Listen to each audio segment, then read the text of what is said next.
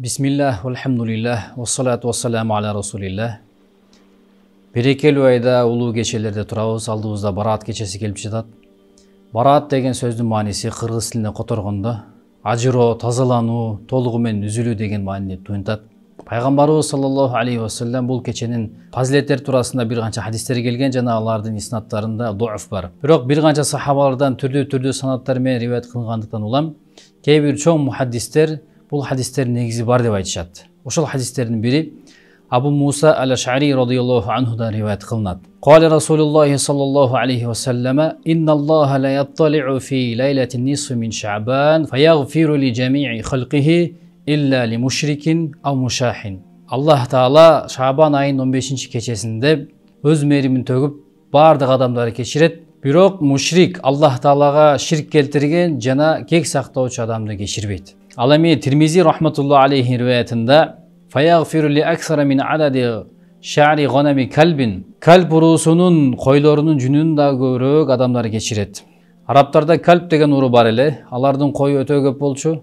Ачыктап айтканда мунун мааниси алардын койлорунун санын эсептөө мүмкүн болбогон сыяктуу бул кечеде кечирилген адамдардын санын эсептөө мүмкүн эмес. Мына ушундай улуу кечеде Аллах Тааланын мээриминен курук алган инсандар да болот. Имам Байхақи рахматуллаху алейхи алар туурасында пайгамбарыбыз саллаллаху алейхи вассаламдын хадисин келтирет.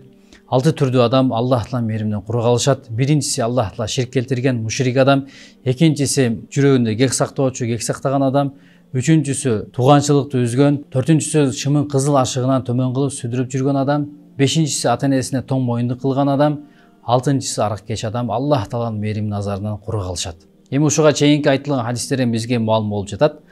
Шаъбан айынын 15-чи түнү зикир ибадаттар менен жеке амалдарды көбүрөөк аткаруу мустахаб экендиги.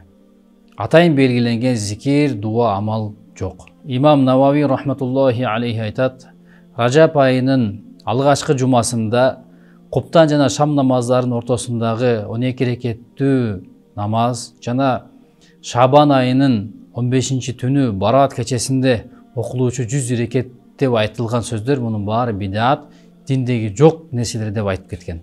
Ошондой эле мечиттерде жамаат болуп ибадат кылуу туурасында Куран хадистен эч кандай негиз келтирилген эмес. Бул туурасында Мулла Али Кари рахматуллаху алейхи өзүнүн Миркатул Мафатих аттуу китебинде ачык айткан. Демек Шаъбан айынын 15-чи түнү бараат кечесинде ибадаттарды кылып күндүз орзо кармаганыбыз абзелирээк.